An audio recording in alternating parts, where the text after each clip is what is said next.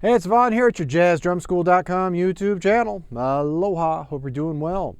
So in this video, I want to share with you about 3 things drummers worry about when they start playing drums that you really don't have to worry about.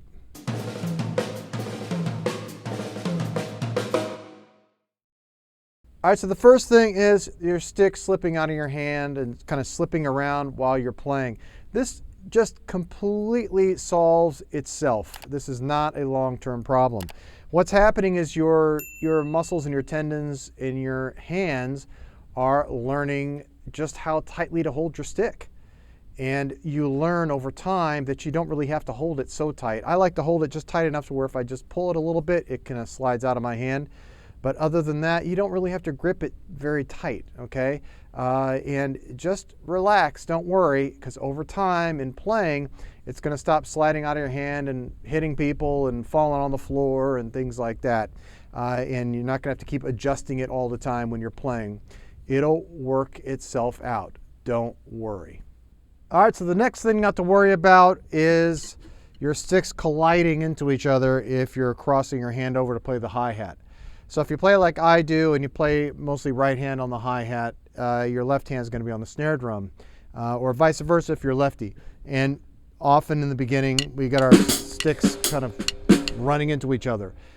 Don't worry about it, okay? That's going to work itself out too. You're going to figure out the timing to where you need to bring this stick up higher so that this stick can come up as well.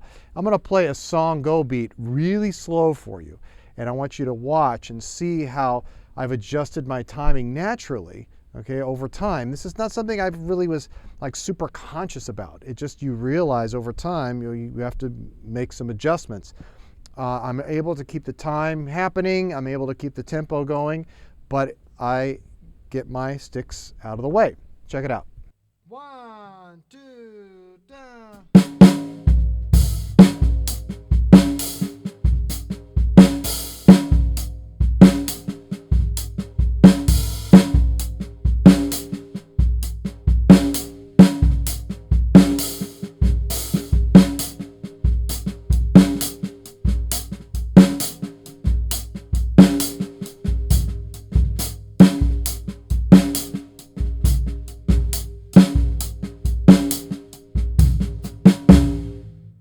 So I'm sure you can see it's just getting out of the way. It's not a problem. Trust me, it's all going to work out. The last thing is kind of a funny one. It's got a funny story to it. When I started off playing, I had a great drum teacher named Todd Strait. He lives in Kansas City now, but he was in Oregon for many years and he toured all over the place.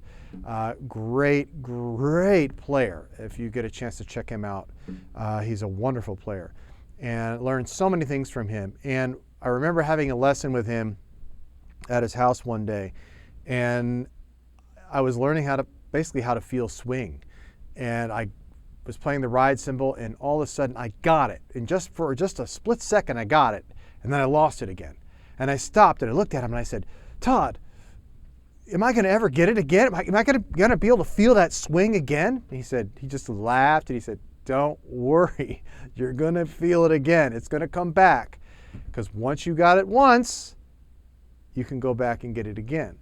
And this is the thing that's really cool. It was great advice that he gave me. You know, when you feel something one time, when you're able to do something one time, your brain remembers that. And you'll be able to return to it. But you have to keep at it. So don't give up.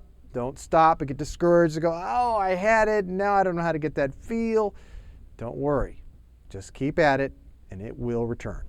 Well, thanks so much for watching, and if you haven't already, I'd love it if you'd subscribe to my channel. Be sure to like the video if you like it. That helps it get around YouTube a lot easier.